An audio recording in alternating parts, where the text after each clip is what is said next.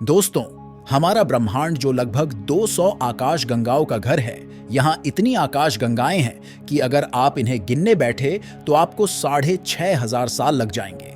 लेकिन जब हम पृथ्वी से रात के आसमान को देखते हैं तो ये हमें बहुत ही शांत और स्टेबल दिखाई देता है। लेकिन ऐसा है नहीं। हमारा ब्रह्मांड जितना ज्यादा खतरनाक है उससे कहीं ज्यादा विचित्र है।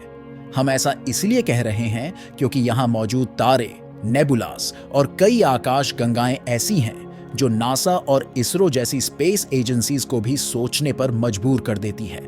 हजारों थ्योरी, एक्सपेरिमेंट्स और ऑब्जर्वेशंस के बाद भी ब्रह्मांड के कई ऑब्जेक्ट्स ऐसे हैं जिनके नेचर, पैटर्न और बनावट को हम अब तक नहीं समझ सके हैं। तो इस वीडियो में ऐसे ही ऑब्जेक्ट्स की बात करेंगे जिसने एल्बर्ट आइंस्टाइन की थ्योरी ऑफ रिलेटिविटी को भी फेल कर दिया है। तो ऐसी और इंटरेस्टिंग वीडियोस के लिए वीडियो को लाइक शेयर करके चैनल को सब्सक्राइब कर लें। तो चलिए हमारे साथ अनंत अंतरिक्ष के इस नए सफर पर।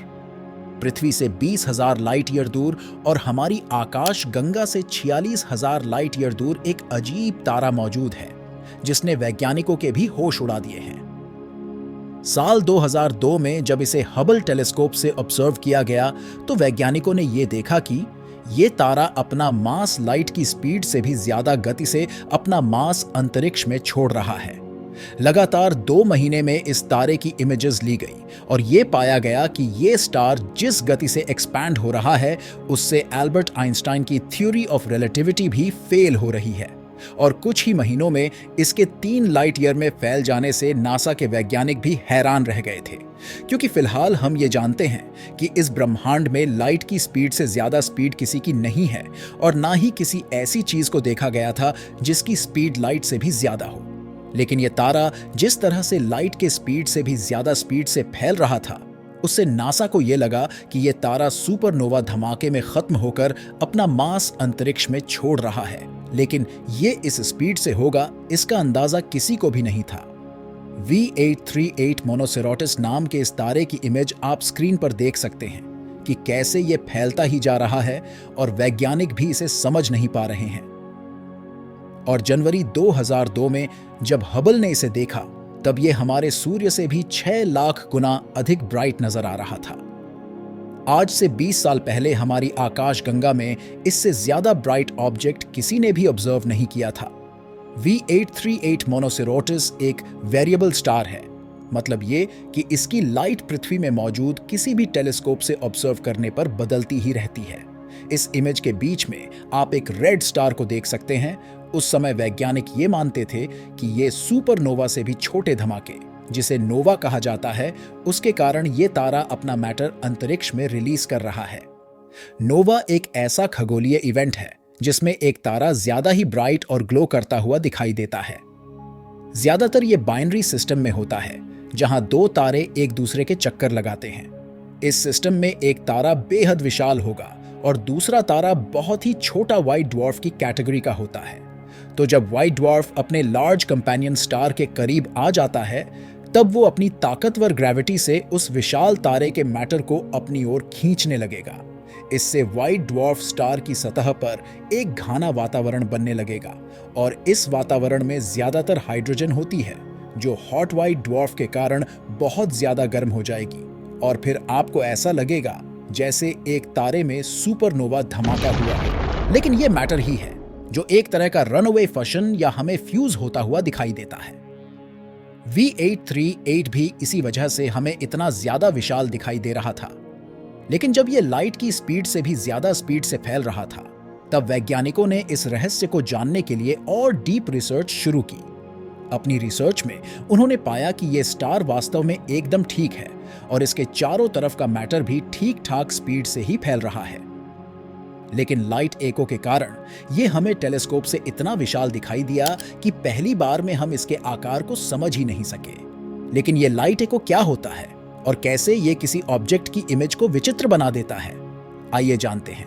जिस तरह हम जब किसी खाली कमरे में बोलते हैं तो हमें अपनी ही आवाज दोबारा सुनाई देती है और रियल आवाज से थोड़ी अलग भी होती है, इसे ही कहा जाता है एको। इसमें होता यह है कि आपकी आवाज दीवार से रिफ्लेक्ट होकर थोड़ी थोड़ी देर में आपके कानों में आती है, जिससे आपको लगता है कि आपकी ही आवाज आपको 3-4 बार सुनाई दे रही है। ऐसे ही लाइट एको भी होता है, जहां लाइट भी रिफ्लेक्ट हो करके कुछ समय बाद आपको रिसीव होती है और आपको वो ऑब्जेक्ट अलग दिखाई देता है। हालांकि लाइट की स्पीड साउंड की स्पीड से बहुत ज्यादा होती है, इसीलिए लाइट इको को देखने के लिए हमें बहुत दूर के ऑब्जेक्ट को देखना चाहिए। इतना दूर की लाइट को भी वहां से हम तक पहुंचने में हजारों साल लग जाएं, तभी हम इस तरह के इको को देख पाएंगे। V838 से आने वाली कुछ लाइट सीधा हमारे टेलीस्कोप में आ जाती है, तो कुछ लाइट वहां से रिफ्लेक्ट होती है और जो दूरी वो हमारे टेलीस्कोप में आने के लिए तय करती है, उससे ज्यादा दूरी उसे हम तक आने में लग जाती है, जिससे हमें ये स्टार लाइट से भी ज्यादा स्पीड से फैलता हुआ दिखाई देता है। लाइट एको के कारण अंतरिक्ष के कई ऑब्जेक्ट हमें वैसे नहीं दिखाई देते जैसे वो असल में हैं। इसीलिए वैज्ञानिक रिसर्च और डेटा को एनालाइज करके ही इस तरह के ऑब्जेक्ट की फाइनल इमेज को रिलीज करते हैं। V838 की तरह ही इस ब्रह्मांड में मौजूद एक आकाशगंगा है जो रिंग की तरह दिखाई देती है। इस आकाशगंगा को देखकर ऐसा लगता है जैसे ब्रह्मांड में किसी ने एक अंगूठी रख दी हो। वैज्ञानिक इसके परफेक्ट रिंग शेप को देखकर हैरान हैं। पृथ्वी से 60 करोड़ लाइट ईयर दूर सर्पेंस कॉन्स्टेलेशन में मौजूद इस गैलेक्सी को हॉग्स ऑब्जेक्ट के नाम से भी जाना जाता है।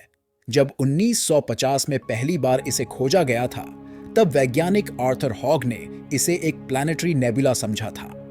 फिर उन्हें लगा कि वो ऑब्जेक्ट पृथ्वी से इतना ज्यादा दूर है कि उसकी लाइट पृथ्वी तक आते आते इतनी बेंड हो जाती है कि रिंग की तरह दिखाई देती है।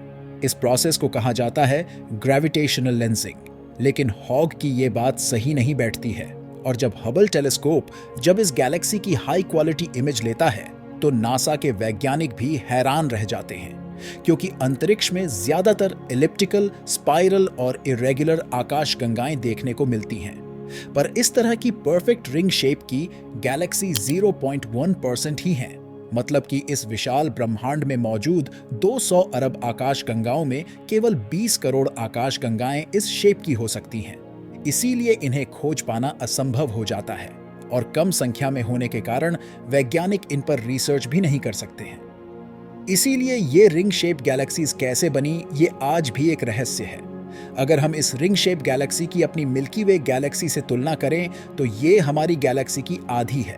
जहां इस गैलेक्सी में 800 करोड़ तारे हैं, वहीं मिल्की वे गैलेक्सी में 50,000 करोड़ तारे हैं। अधिकतर ब्रह्मांड में पाई जाने वाली आकाशगंगाएं हॉग्स ऑब्जेक्ट्स के साइज के बराबर ही होती हैं, पर परफेक्ट रिंग जैसा आकर होना बहुत ही कम दिखाई देता है।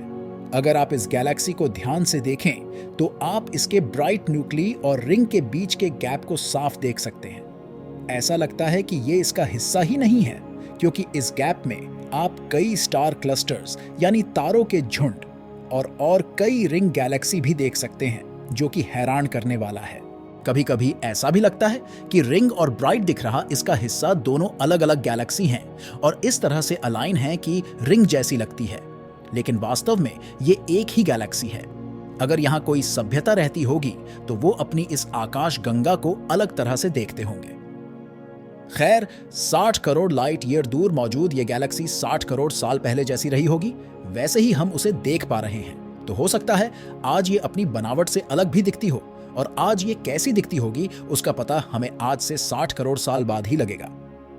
वैज्ञानिक मानते हैं कि आज से 3 अरब साल पहले ये गैलेक्सी डिस्क की तरह ही एक आम गैलेक्सी रही होगी, लेकिन किसी छोटी गैलेक्सी से टक्कर के कारण उसके ग्रेविटेशनल पुल से इसके सेंटर में स्टार एक साथ सिमट गए और बाकी स्टार एक रिंग की तरह ही बने रहे। लेकिन इस टक्कर के सबूत हमें आज तक नहीं मिले हैं और वैज्ञानिक ये भी नहीं जानते हैं कि ये गैलेक्सी बनती कैसे हैं और ब्रह्मांड में ये इतनी कम क्यों हैं। हो सकता है कि फ्यूचर में जेम्स वेब स्पेस टेलीस्कोप इसके रहस्य से पर्दा उठा सके। तो दोस्तों, इस वीडियो में बस इतना ही। तो होप ये वीडियो आपको पसंद आई होगी। अगर ऐसा है तो वीडियो को लाइक शेयर करना ना भूलें, और अगर आप इस चैनल पर नए हैं तो चैनल को सब्सक्राइब करके बेल आइकॉन पर क्लिक करें, जिससे नए वीडियो के नोटिफिकेशंस आपको मिल सकें। तो मिलते हैं ऐसी ही मजेदार और इंटरेस्टिंग अगली वीडियो में।